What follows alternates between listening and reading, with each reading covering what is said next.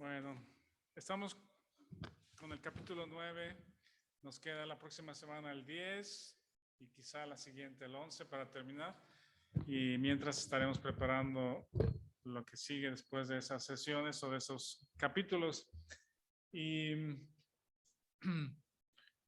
extrañamos mucho, la verdad es mucho lo que extrañamos, verlos a todos juntos o ver a la iglesia junta. Y no sé si ese mismo anhelo o ese mismo deseo. De hecho, yo pienso que el Señor Jesús tiene un deseo parecido, pues, de estar con su iglesia, ¿no? Él nos anhela celosamente, anhela estar con los creyentes. Y eso es parte del tema de hoy. Pudimos juntarnos un poquito, en número un poquito más recientemente. Y fue muy bueno ver a algunos después de un año, pero también pues por las circunstancias y el tema que padecemos hoy o en estos tiempos, pues nos impiden estar reunidos, congregarnos juntos, pero le mandamos un saludo a todos los que están allá conectados en Monterrey, aquí en Guadalajara. Esperamos vernos algún día pronto, todos juntos congregarnos, y si no es aquí, pues mejor también con el Señor en su presencia.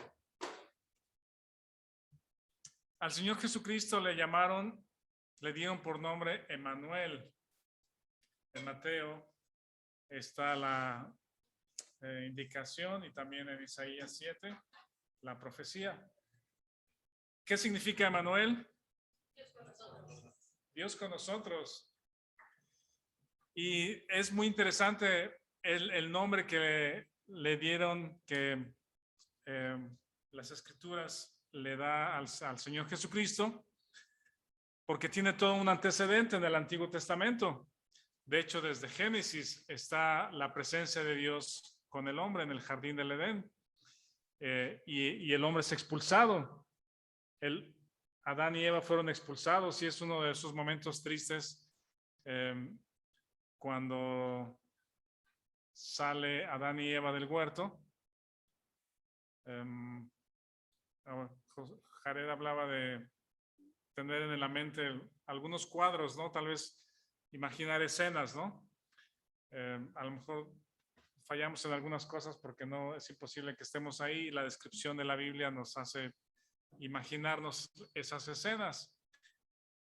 ¿Cómo se imaginarían la escena? ¿Cómo pensaríamos que fue la escena cuando Dios expulsó a Adán y Eva de su huerto? Era el huerto de Dios. O cuando Dios expulsó a Caín de su presencia, o a Caín huyó de su presencia. O cuando Dios le dice a Moisés: no pasarán esta línea en el Monte Santo. No quiero que entren, no, el que pase de esta línea va a morir. Quizás un sentimiento muy, muy pesado, ¿no? Sí, ahorita lo vamos a ver justamente porque son momentos. Ya hizo el spoiler. Sí, hay momentos muy, muy tristes, pues, que si los leemos y releemos y vemos la escena, tratamos de ver la escena.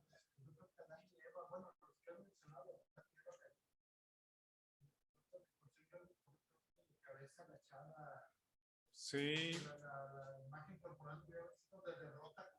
Derrota, de pérdida, porque es tu lugar donde tú estabas, donde era confiable, era tu lugar de estar. Sí. Pero era Dios. Está esforzando Dios. O sea, no cabe ni el reclamo, no cabe ni oye, pero ¿por qué? Sí.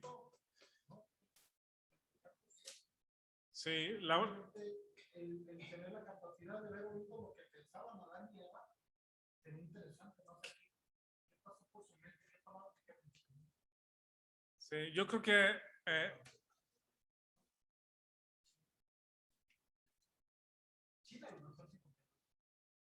vamos a Éxodo 40, porque ahí hay una buena noticia, muy buena noticia, extraordinaria noticia.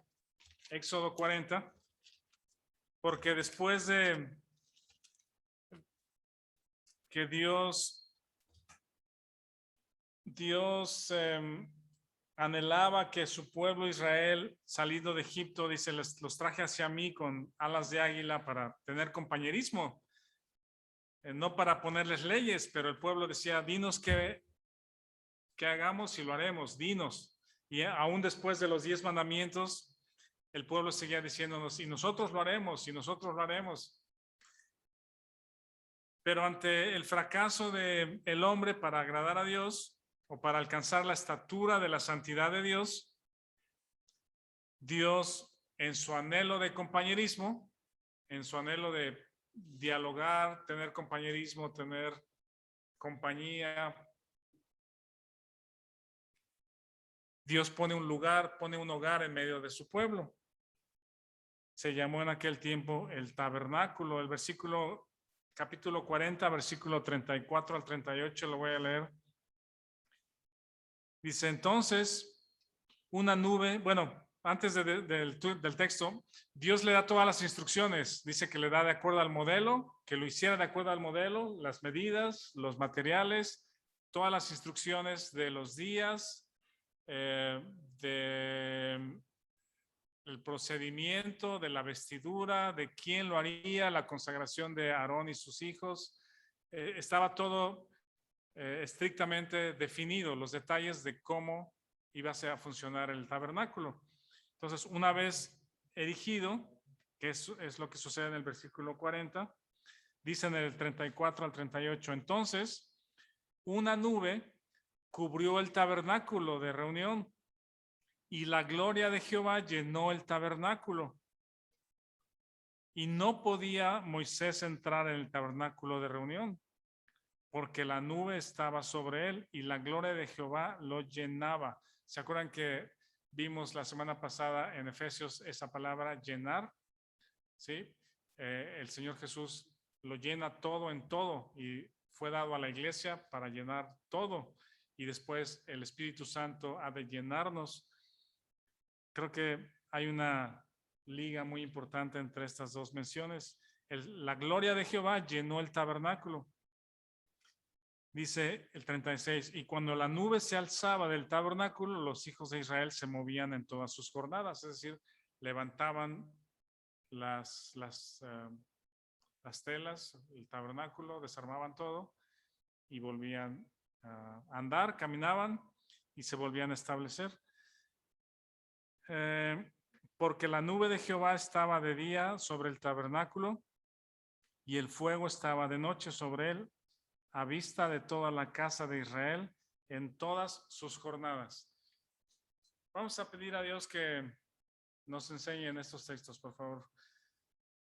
Dios, tú conoces nuestros corazones, conoces nuestra necesidad, nuestras carencias, nuestra imposibilidad de agradarte o de producir o de generar lo que es bueno, lo que es justo, lo que es piadoso. Y esa necesidad nos hace abrazarte o recurrir a ti, a la provisión que nos has dado en Jesucristo. Manténnos de esa manera, Señor, necesitados.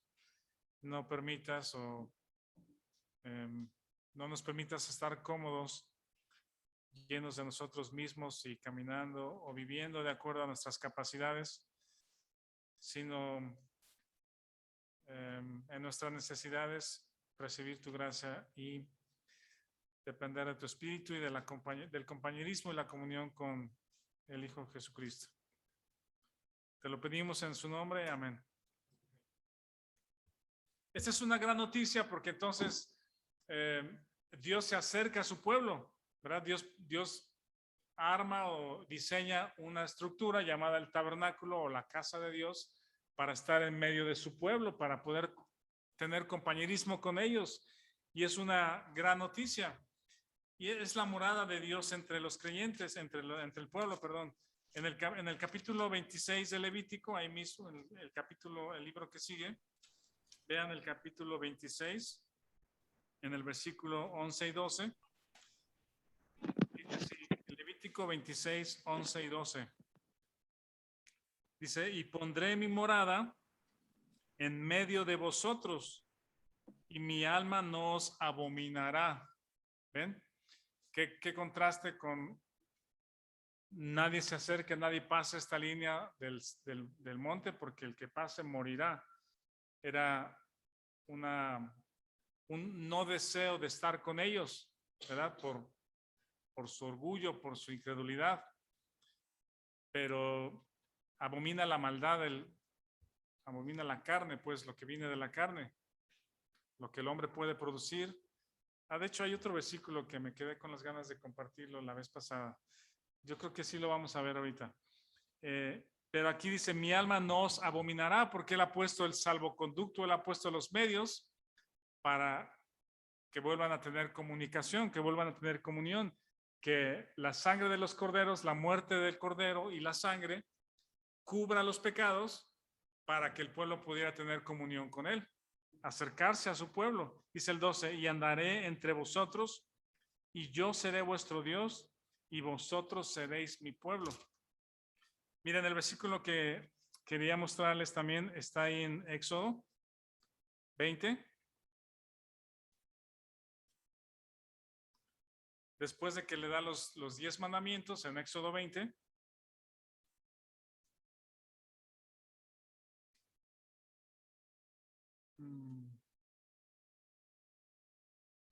Dice, ¿ya lo tienen, Éxodo 20?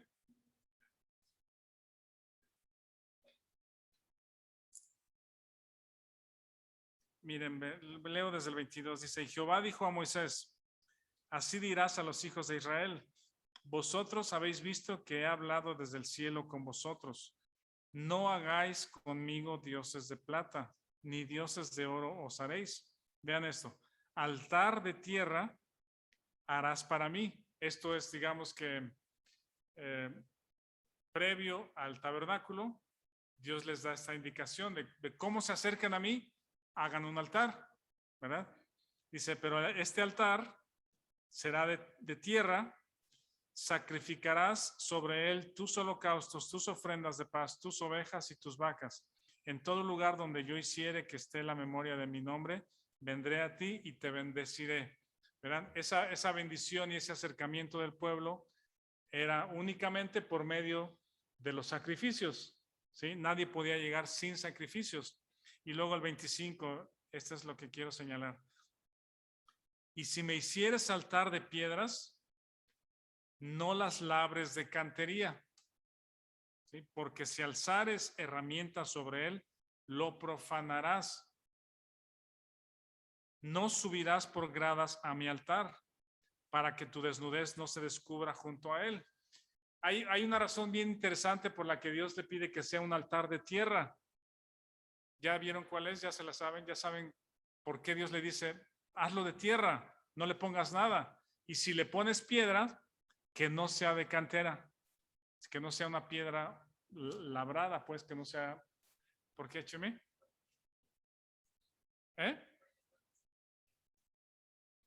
Porque estamos hechos de tierra. No estoy seguro, pero puede ser.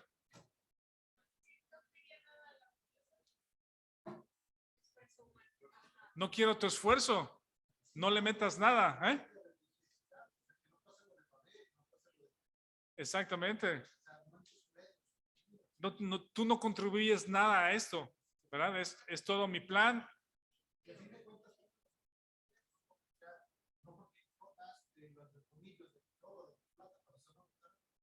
Sí. ¿Han visto? Me llama la atención muchos, ¿cómo se dicen? Mausoleos en los cementerios, ¿verdad? Unos son muy sencillos, muy básicos, nada más con su placa ahí, aquí está tal y tal, pero otros le construyen una casita y los que tienen un poco más de recursos le ponen una casota, ¿no? Y según lo que cada quien pueda o quiera aportar, de acuerdo a lo que memorial. Eso es para un mausoleo.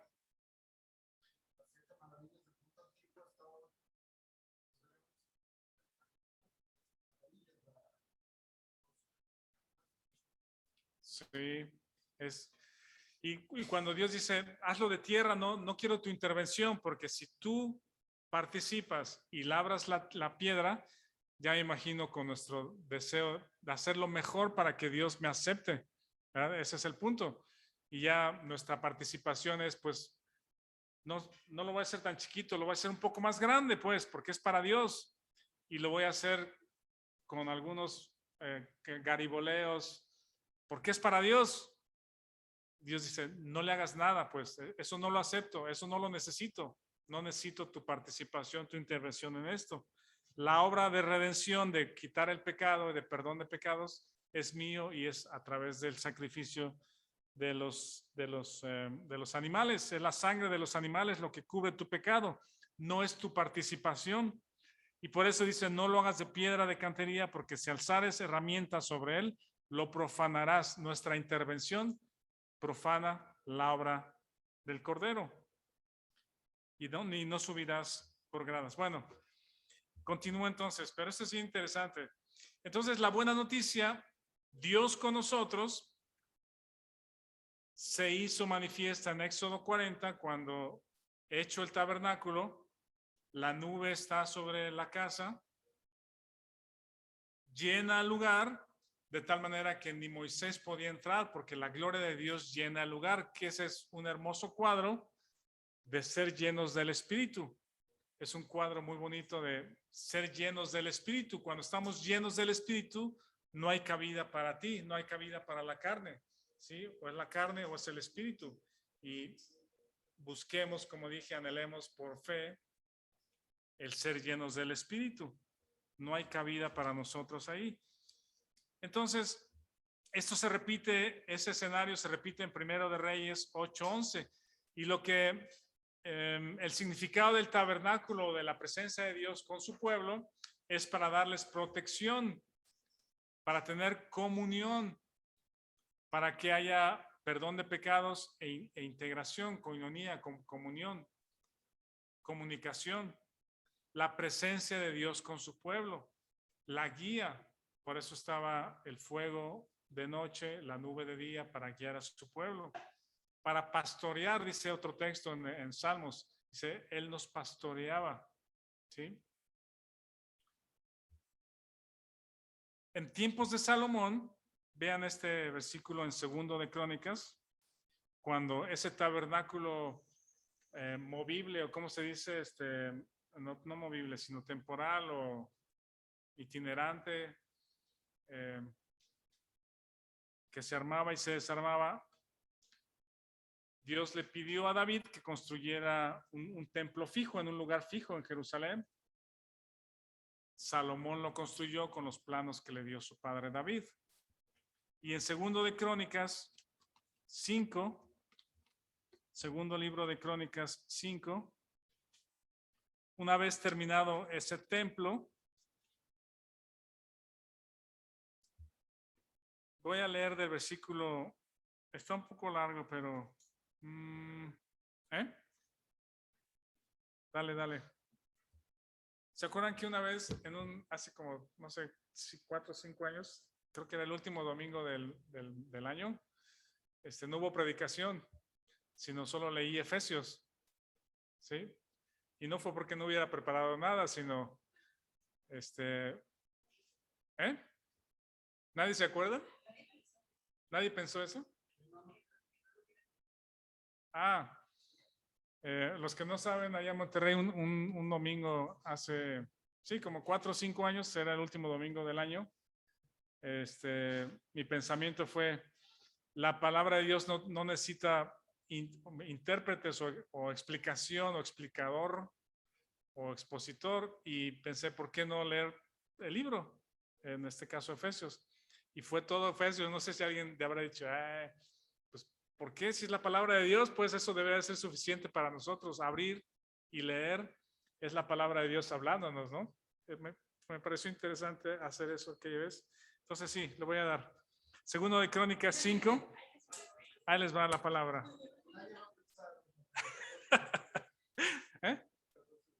Sí, miren esto es, entonces Salomón construye el templo y trae el arca del pacto. ¿verdad? A la casa. Vean esto. Dice, entonces Salomón reunió en Jerusalén a los ancianos de Israel y a todos los príncipes de las tribus, los jefes de las familias de los hijos de Israel, para que trajesen el arca del pacto de Jehová de la ciudad de David, que es Sión. Y se congregaron con el rey todos los varones de Israel para la fiesta solemne del mes séptimo. Y vinieron pues todos los ancianos de Israel y los levitas, tomaron el arca, llevaron el arca y el tabernáculo de reunión y todos los utensilios del santuario que estaban en el tabernáculo, los sacerdotes y los levitas lo llevaron. Y el rey Salomón y toda la congregación de Israel que se había reunido con él delante del arca sacrificaron ovejas y bueyes que por ser tantos no se pudieron contar ni numerar. Y los sacerdotes metieron el arca del pacto de Jehová en su lugar, en el santuario de la casa, en el lugar santísimo, bajo las alas de los querubines. Pues los querubines extendían las alas sobre el lugar del arca y los querubines cubrían por encima así el arca como sus barras. E hicieron salir las barras de modo que se viesen las cabezas de las barras del arca delante del lugar santísimo, mas no se veían desde afuera. Y ahí están hasta hoy. En el arca no había más que las 2 tablas de Moisés que había puesto en Horeb, con las cuales Jehová había hecho pacto con los hijos de Israel cuando salieron de Egipto. Y cuando los sacerdotes salieron del santuario, porque todos los sacerdotes que se hallaron habían sido santificados y no guardaron sus turnos, los levitas y los levitas cantores y todos los de Asaf escribió algunos de los salmos que tenemos, y los de Emán, que era otro músico, y los de Jedutún eran los líderes, digamos, de los cánticos y la música, juntamente con sus hijos y sus hermanos, vestidos de lino fino, estaban con címbalos y salterios y arpas y al oriente del altar, y con ellos 120 sacerdotes que tocaban trompetas. Aquí está. Y cuando sonaban pues las trompetas y cantaban todos a una para alabar y dar gracias a Jehová, y a medida que alzaban la voz con trompetas y címbalos y otros instrumentos de música y alababan a Jehová diciendo, esto es lo que cantaban, porque Él es bueno, porque su misericordia es para siempre. Entonces la casa se llenó de una nube, la casa de Jehová, y no podían los sacerdotes estar ahí para ministrar por causa de la nube, porque la gloria de Jehová había llenado la casa de Dios. Esto es impresionante porque era un canto de todo el pueblo.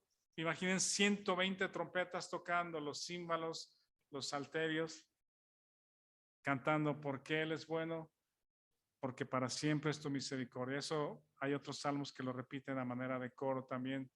Una frase, y porque para siempre es tu misericordia. Y Él nos cuidó porque para siempre es tu misericordia. Es Salmo 139, no me acuerdo. El punto es que, qué bendición, Emmanuel, Dios con nosotros, o que todo el tema del tabernáculo y el templo y la presencia de Dios con su pueblo es una figura, es un cuadro, una ilustración de lo que el Señor Jesucristo haría en los creyentes, con los creyentes, ¿verdad? Es venir a morar con nosotros. Esa fue la intención o el deseo de Dios, estar con su pueblo, en medio de su pueblo, para tener compañerismo y comunión. Él proveyó, él desea hacerlo, tuvo el deseo de hacerlo, proveyó los medios y estuvo en medio de su pueblo, porque Él anhela eso. Les digo, creo que en el corazón de Dios lo pone en nosotros, ese anhelo de reunirnos, de congregarnos, de estar juntos, de vernos cara a cara, de compartir, de cantar juntos, porque tú eres bueno, porque para siempre es tu misericordia.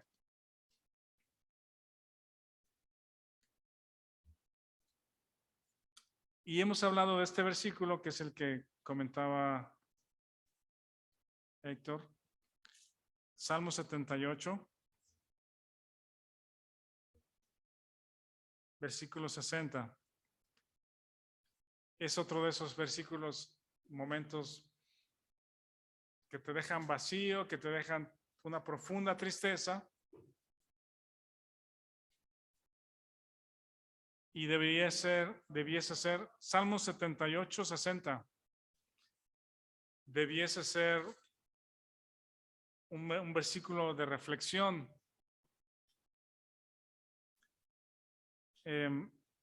Ese salmo está hablando acerca de las obras de Dios en medio de su pueblo en el Antiguo Testamento, cómo Dios les proveyó, los salvó, los redimió, los cuidó. Dice el versículo, puedo leer desde el 53, dice, los guió con seguridad, de modo que no tuvieran temor, y el mar cubrió a sus enemigos. Los trajo después a las fronteras de su tierra santa, a este monte que ganó su mano derecha. Echó las naciones delante de ellos, con cuerdas repartió sus tierras en heredad e hizo habitar en sus moradas a las tribus de Israel cuando toman Canaán, ¿no? Pero ellos tentaron y enojaron al Dios Altísimo y no guardaron sus testimonios, sino que se volvieron y se rebelaron como sus padres, se volvieron como arco engañoso, le enojaron con sus lugares altos, le provocaron a celo con sus imágenes de talla. Lo oyó Dios y se enojó, y en gran manera aborreció a Israel. Dejó, por tanto, el tabernáculo de Silo, la tienda en que habitó entre los hombres. Es un texto para llorar, para estar a solas y ver el cuadro, ver lo que Dios hizo, pensar en el corazón de Dios, de acercarse a su pueblo, de anhelar estar con ellos, de poner los medios, la provisión, la muerte de alguien para que pudieran ellos acercarse, y la naturaleza humana que busca depender de sí mismo, hacer sus propios caminos, ser su propio Dios. Desechó eso, pues desecharon la presencia de Dios en medio de ellos, y es casi como, pues yo estaba aquí con ustedes, pero no hay nadie que venga, no hay nadie que tenga un corazón de quebranto, de desear estar aquí. Es como aquella historia también en el Antiguo Testamento cuando se olvidaron de hacer los sacrificios, ¿verdad? Y, ¿cómo se llama? La casa de Dios estaba olvidada, pues, hasta años después. No me acuerdo ahorita la cuenta de los años, pero creo que fueron 200 años cuando este joven rey Josías dice, era un jovencito con el corazón dispuesto para buscar a Dios. Dice, pues busquemos en la casa de Dios, pues la ley de Dios está abandonada hace 200 años, que no se hace sacrificio, que no se visita, que la casa de Dios está abandonada. Y la restauró, pues restauraron y encontraban que estaban ahí cosas perdidas. La ley de Dios estaba perdida.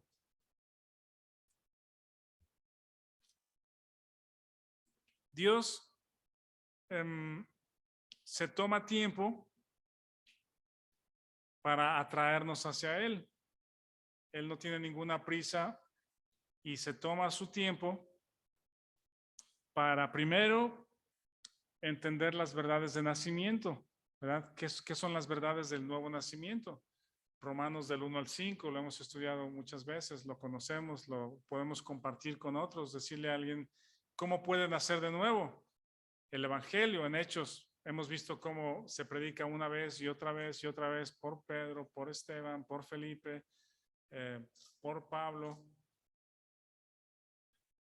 Y una vez que somos establecidos en las verdades del nacimiento, Él murió por mí, Dios entonces también nos pone un hambre de crecer, de anhelar, ver la vida de Dios en nosotros, de ser piadosos, y nos enseña las verdades del crecimiento.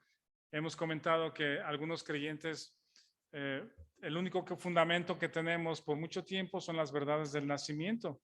Anhelamos el momento en que nacemos de nuevo y ese es nuestro único sustento para servicio, para vivir la vida cristiana, pero en algún momento ese fundamento de las verdades de nacimiento no son para crecer, ¿sí? Ahí estamos, nacimos de nuevo, somos nueva creación, Cristo está con nosotros o vive en nosotros, pero Dios nos ha dado todo un paquete de verdades de crecimiento. Y cuando el cristianismo o la vida cristiana se vuelve estéril, frustrante, cansada, quiero algo más de la vida cristiana o no está funcionando para mí, es que Dios pone una profunda hambre en nuestro corazón y nos muestra las verdades del crecimiento, que es yo morí con Él. La cruz, el yo, la carne, la fe, considerarnos muertos juntamente con Él. Y eso es un tiempo largo en lo que estamos masticando, conociendo lo que es nuestra posición en Cristo. Descansamos allá y entonces vivimos aquí. Pero luego, después de muchos años, la siguiente etapa o la siguiente parte donde Dios desea que crezcamos es en el compañerismo con Él. ¿Sí? Tim, él menciona algo así como nos ha compartido 2 o 3 ocasiones que él buscaba qué más hay después de esto, ¿no? Después de que ya nací de nuevo, ya estoy entendiendo, estoy masticando y dominando, conociendo las verdades del crecimiento. ¿Qué hay más allá? Y ahí está Cristo, ¿sí? Él dice, puesto los ojos en Jesús. Bueno, sí, pero ¿qué más? Y él decía, ¿qué más hay después de eso? Y él llegó a la conclusión que después de Cristo no hay nada, que es Él, ¿sí? La comunión con Él, el compañerismo con Él, y de eso se trata este material o esta parte del estudio, del compañerismo con Él.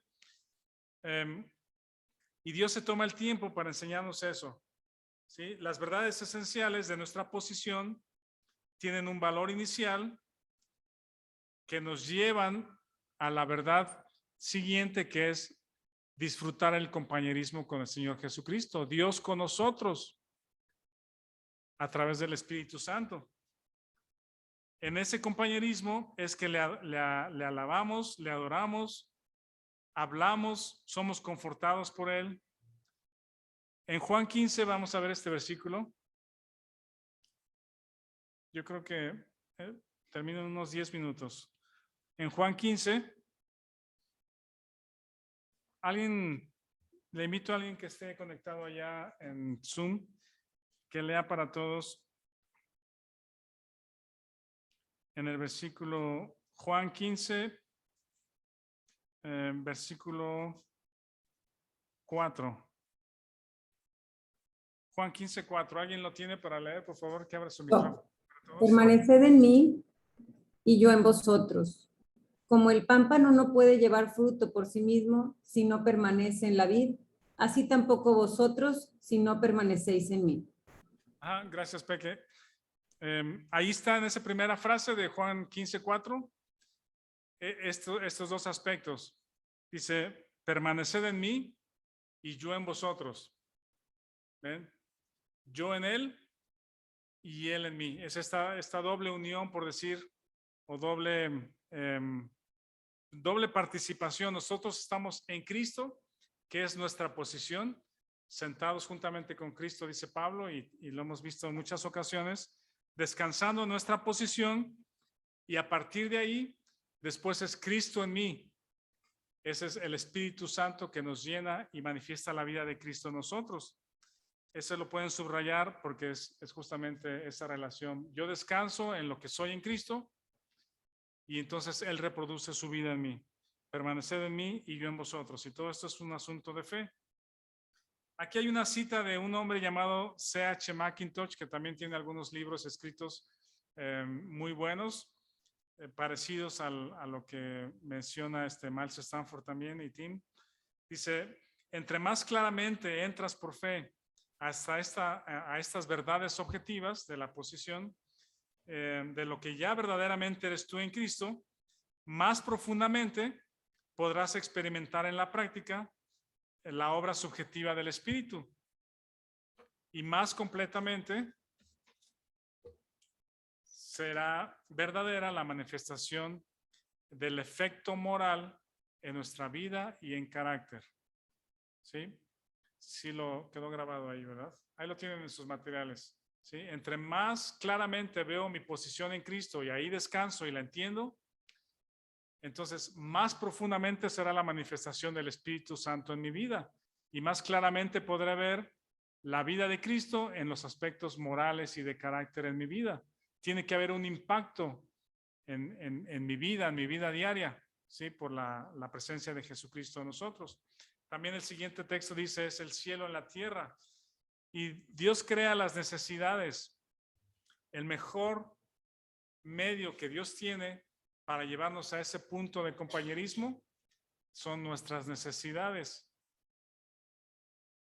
¿Qué persona no tiene necesidades? Todas estas están bajo el control de Dios. De diferente forma, en diferentes momentos, de diferente intensidad.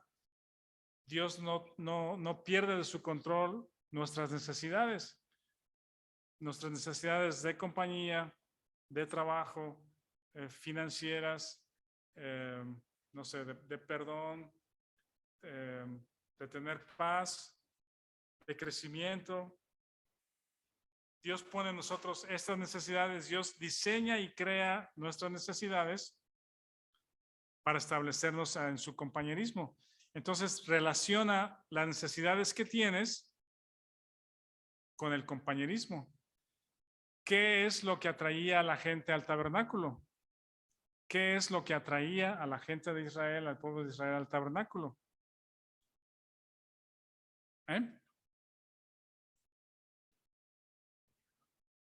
Sí, su pecado. Tiene los 10 mandamientos, ya quebranté la ley, me pone en necesidad de traer un sacrificio y traerlo al tabernáculo para encontrar perdón, que mis pecados fuesen cubiertos y entrar a la comunión con Dios y tener su bendición. Cuando una persona deja de tener necesidades o deja de considerar su pecado como necesidad, como con la necesidad de ser perdonado, ya no busca a Dios. No tiene necesidad de Dios. Eso le pasó al pueblo de Israel. En un momento dijeron, no tenemos a qué ir, pues se olvidará el pecado, el tiempo olvidará los pecados y el templo de Israel fue olvidado, fue puesto en el olvido. Tenían otros dioses, otras formas de limpiar su conciencia, no limpiar, sino tener tranquila su conciencia, estar satisfechos consigo mismos, ofrecer a sus nuevos dioses sus obras para tener sus bendiciones, y el Dios verdadero fue olvidado. La diferencia entre el pueblo de Israel y la iglesia es que el Espíritu Santo mora en nosotros permanentemente, ¿verdad? Él no se va a ir, se va a entristecer, se va a apagar el Espíritu, pero no se va a ir. Es un sello y el Espíritu Santo mora en nosotros. Gracias a Dios por eso, porque si fuera que Dios se va por mi pecado, ya se hubiera ido hace mucho tiempo o muchas veces, ¿verdad? Pero gracias a Dios que la obra de Jesucristo o Jesucristo fue acepto perfectamente por Dios y yo soy acepto en Cristo delante de Dios. Y por esa aceptación y por la obra de Cristo no soy desechado, el Espíritu no se va. Gracias a Dios por eso. Nuestras necesidades entonces nos ponen en posición para anhelar el compañerismo con Dios. Permanecer en compañerismo arriba, sentados a la diestra de Dios con Jesucristo. Y ese compañerismo con Él se refleja entonces en nuestro andar y en nuestro servicio, aquí en nuestras circunstancias. Dice el texto, permanecer arriba y de ahí arriba ver hacia abajo. Dice espiritualmente, no perdemos la posesión en la presencia de nuestro Padre, pero en la práctica el compañerismo es mantenido en medio de nuestro andar aquí en la tierra, nuestro diario andar. Ahí es donde necesitamos también ese compañerismo. Vean estos versículos que son Juan 6, 67 y 68. Si alguien lo quiere leer. Juan 6, 67 y 68. Dijo entonces Jesús a los 12, ¿queréis acaso iros también vosotros? Le respondió Simón Pedro, Señor, ¿a quién iremos? Tú tienes palabras de vida eterna. ¿Nada más esos dos? Sí, Rocío, muchas gracias. De nada. 67 y 68, ¿verdad?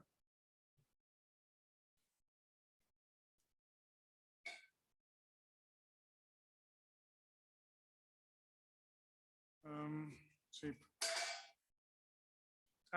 Me faltó leer una parte, permíteme. Ahorita vamos a ese versículo. Dice, es esencial que el creyente tenga un claro entendimiento de su posición delante del Padre. Su lugar o nuestro lugar con el Jesucristo ascendido.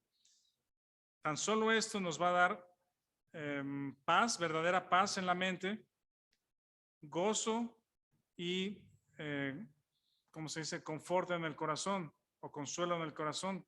Nos va a dar fuerzas para el conflicto y poder para el servicio.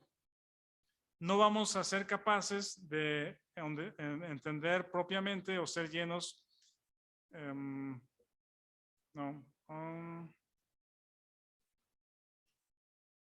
vamos a ser capaces de entender correctamente o de llenar el propósito que Dios tiene para nosotros en la tierra si no nos damos cuenta de lo que Dios nos ha dado con Él en el cielo. Mirna, ahora que le estaba leyendo su Biblia a Natanael, va a través de historias bíblicas, se dio cuenta de algo que me compartió y dice, ¿te das cuenta que David fue declarado rey antes de que fuera rey? O antes de que ejerciera el reinado, ¿sí? David fue ungido como rey cuando todavía Saúl era rey. Saúl estaba en funciones, pero ya había sido desechado por Dios y entonces el joven David es ungido. Y me dice, ¿eso no ilustra el tema de la posición y la condición? Le digo, sí. Digo, sí, está muy interesante porque Dios, como hemos visto, nos ha dado una posición en Cristo y ahí descansamos, ahí encontramos paz, ahí encontramos consuelo, ahí encontramos el compañerismo en lo que somos en Cristo y eventualmente ejercemos o ejecutamos lo que ya somos delante de Él. Eso está muy interesante. Entonces termino con este versículo de Juan 6, 67 y 68. De hecho, el 66 es el que justamente Tim dice que es para él el versículo más triste de toda la Biblia. También es muy triste. No nos vamos a pelear cuál es la tristeza más grande. Pero dice, desde entonces muchos de sus discípulos volvieron atrás y ya no andaban con él. Subrayenlo, anótenlo ahí. Pero ¿cuántos entusiastas seguidores de Jesús no habrán apreciado el compañerismo con Él, no habrán tenido el entendimiento del cuadro más grande del perdón de sus pecados, de la obra de Cristo para la redención y, no sé, anhelaban otras cosas como un líder rebelde que los librara de la opresión de Roma? Y cuando no encontraron eso, pues lo dejaron. Y el Señor Jesús dice a los 12, ¿queréis acaso iros también vosotros? Qué pregunta, ¿no?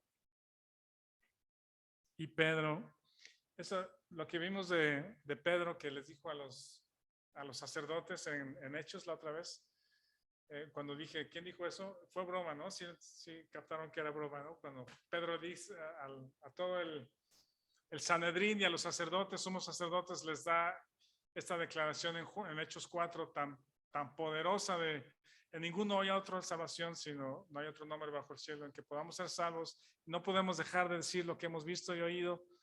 Lo que dije la semana pasada es, ¿quién dijo eso? Fue completamente broma y no van a pensar que, no sé qué habrá pensado Pedro, pero él ya sabía el mensaje, pues no es algo que le haya caído del cielo.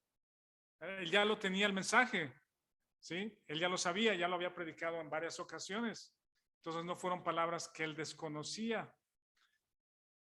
Pero mi punto es, la personalidad de Pedro fue usada por el Espíritu Santo para impactar a los sacerdotes de Hechos 4, a todo el Sanedrín que estaba ahí, y lo dejaron ir. Fueron las mismas personas que mataron a Jesucristo. Si mataron al Hijo de Dios, al Mesías prometido desde el Antiguo Testamento, ¿cómo dejaron ir a Pedro? Pues no sé, pero lo dejaron ir. Se quedaron, yo creo, impactados por las palabras de Pedro, y a Pedro y Juan los dejaron ir, ¿sí? Por el poder del Espíritu Santo. Este mismo Pedro, que está aquí en 6:67, 68, con la respuesta, ¿quieren irse ustedes también? Simón Pedro respondió, Señor, ¿a quién iremos? Tú tienes palabras de vida eterna. Miren, los conflictos de la vida que traen necesidad y a veces profunda necesidad e insatisfacción en nuestro corazón, están diseñados por Dios para traernos a su compañerismo, para traernos a su compañerismo. El Señor Jesucristo nos anhela y nosotros lo evitamos, lo desechamos porque estamos en nuestras cosas. Cuando todos los días, todo el día, en cada momento, en su palabra, en los cantos, en el compañerismo con los hermanos, con el Señor Jesucristo, andamos. Él está en nosotros y nosotros en Él. Somos uno con Él. Y debiese haber en nuestro corazón el anhelo y el deseo de que en medio de nuestras necesidades, lo primero que recurramos sea al compañerismo con Él. ¿A quién iremos si tú tienes palabras de vida eterna? Hagamos una oración, por favor.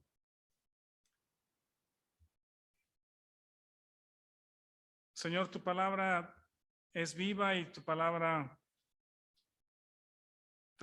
trastorna, toca, transforma los corazones y la mente.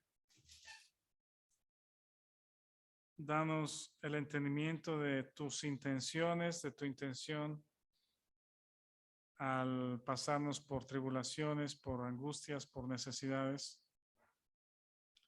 Y que todo creyente, todos los que estamos hoy escuchando, sepamos tu intención y que nos anhelas celosamente para ese compañerismo, y que la casa, este cuerpo donde tú habitas, donde el Espíritu Santo habita, se llene, sea llena de ti y no quepamos nosotros, porque tu gloria nos llena.